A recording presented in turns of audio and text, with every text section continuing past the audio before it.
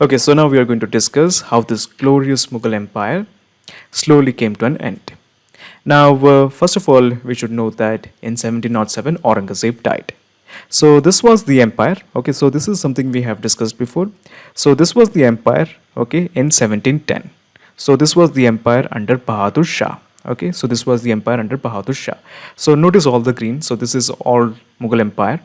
Now, this is again Mughal Empire in 1718. Okay, so this is all again Mughal Empire in 1718. But in 1728, as you can see, it has shrank. Okay, so this is the area of Mughal Empire in 1728. We have some independent states like Awadh, Bengal Nawab, the Marathas, of course, and then we have the Hyderabad state. So, of course, Awadh, Bengal Nawab, and Hyderabad had alliance with the Mughals, but they were nearly semi independent kingdoms. And then in 1750, again, we can see decline. And in 1756, by the 1756, Marathas were the real champs of India. They were the paramount power. Mughals were just basically their servants. The Mughal rulers basically took orders from Marathas. So that is why, since the Marathas are in okay around like this orange color, that is why I have mentioned all of them in yellow. The Mughals, the Awadh kings, the Bengal Nawabs, the Hyderabad kings, all of them are in yellow because the Marathas were the real power. They had defeated all of them, the Bengal Nawabs, Awadh kings, Mughals, and as well as the Hyderabadi kings, Hyderabadi Nizams. All of them defeated. So that is why it is shown in yellow. At this time, nearly in 1756 up to 1760, Marathas was the greatest powers. Okay, so after that, in 1768, okay, 1768, you can see the area has shrunk up to here, and after that, it was a considerable decline. And in 17, I mean, in the 19th century, the Mughal Empire was restricted to a small area in the Delhi, nearly around the adjoining areas of the Red Fort. In 1803, the English captured the king, the Mughal emperor. The emperor was put under house arrest, and he was basically a pensioner under the British till 1857. So let's explore why this happened, how this glorious empire slowly declined. Let us explore the reasons. Okay, so some of the reasons for the decline of the Mughal Empire are, one of them is Marathas. So as you already know that the Shivaji was the founder of the Maratha kingdom. Okay, after Shivaji came Shambhaji, then came Shahu. Okay, first of all came the Shivaji. Okay, he basically established. He was the first Chhatrapati. He was the first king of the Maratha kingdom. Then came Shambhaji, his son, who was executed by Aurangzeb. You already know that. Okay, so after Shambhaji came Shahu. Shahu was helped by a person called as Balaji Vishwanath. Balaji Vishwanath, okay, Balaji Vishwanath. So he was the first Peshwa. Balaji Vishwanath was the first Peshwa.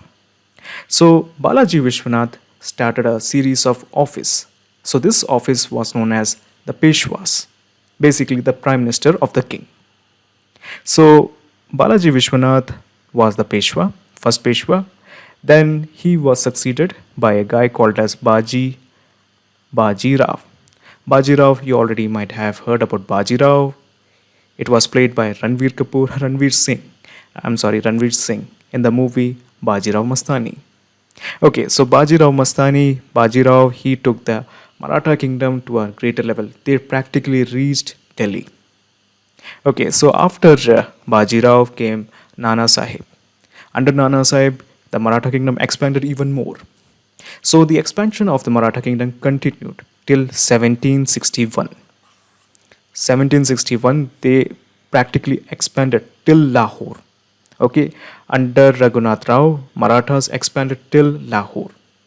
We will deal with that when we will study about Marathas. Okay, so one of the reasons for the decline of Mughal kings were the Marathas, because they established their kingdom and they expanded fast. Okay, so then we have the invasion of Nadir Shah and Ahmad Shah Abdali. Nadir Shah plundered Delhi after the Battle of Karnal. Okay, so this is very important. That is Battle of Karnal. That is in 1739. Now, after Nadir Shah looted India. He went back and he was assassinated by his servants as well as some family members. Now, after his assassination, a guy called as Ahmad Shah Abdali established the Durrani Empire. Ahmad Shah Abdali. Now, Ahmad Shah Abdali invaded India 6 or 7 times. Okay, 6 or 7 times he invaded, and each time he took away the wealth. And this was basically an exposure to many European countries that Mughal Empire was not the same anymore. They are weak, and they are held by weak rulers, incompetent rulers. So basically, one of the reason is invasion of Nadir Shah and Ahmad Shah Abdali. So basically, not only they exposed the weakness of the Mughal kings to the Europeans, they also emptied the treasury. They plundered the treasury. Okay, so the third one is the rise of the European powers. So basically, after the Battle of Plassey, that is 1757, the Europeans nearly became the kingmakers. In 1803, the Europeans, I mean the English, okay, the Britishers, the East Indian Company, they captured Delhi. So 1803 is an important date. Okay, 1803 is an important date. Okay, so let us deal with some more of them, some more reasons. Okay, so then we have the empty treasury. Now, as you may already know this, or maybe we will deal with the economy of the Mughal kings. They had a system called as Jagidari System. So basically, if you are a soldier or a commander in the army, or basically a noble, you will be awarded some land. Okay, so basically, this is our Mughal Empire. Okay, and if you are a good noble or a powerful noble, as a gift, you will be awarded some piece of land. So you can tax that land, you can tax the agriculturist, you can tax the pastoralist. You basically can do anything in that land, and you have to pay some commission to the Mughal ruler. So that was the Jagidari system.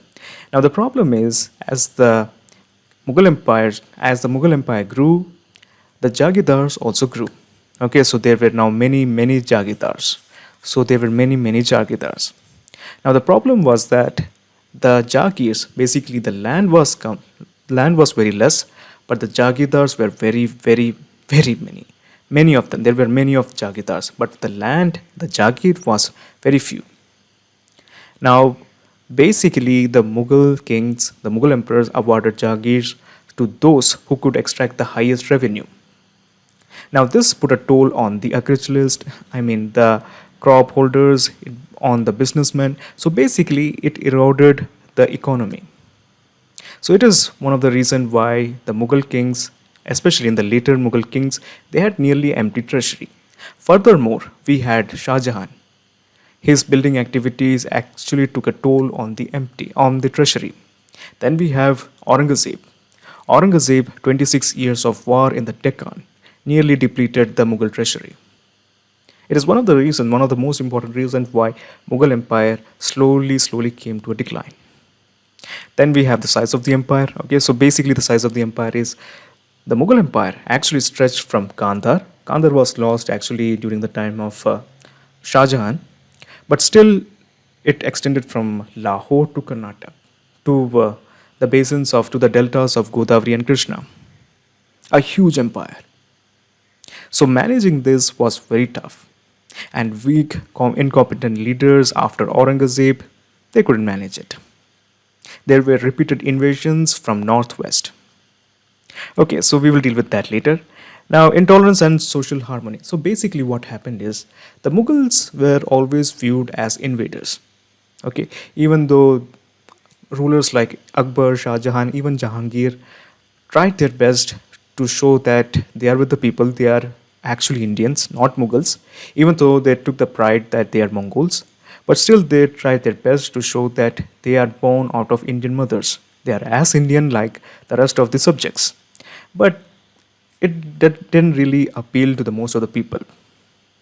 Now, after Aurangzeb was a tyrannical, intolerant ruler. He destroyed temples, he imposed jizya. So basically, jizya is the tax on Hindus. Now, this is one of the reasons why the subjects viewed Aurangzeb and the whole Mughal Empire as intolerant. And that is why they decided, no, we are not going to work with you. That is why we had the Jats, the Sikhs, the Rajputs, They all slowly declared their independence. So then we have the weak successors. So after Aurangzeb, we had a series of weak rulers, starting from Jahandar Shah. They were all involved in pleasure, lovemaking, and wine. That's the only thing they were interested in. And then we had the nobles. So they were dependent on nobles. You already know some of the nobles like Imad-e-Mulk, Asaf Jah, Firoz Shah Jung. All of them were nobles who controlled the Mughal emperor like puppets. So it is one of the reason.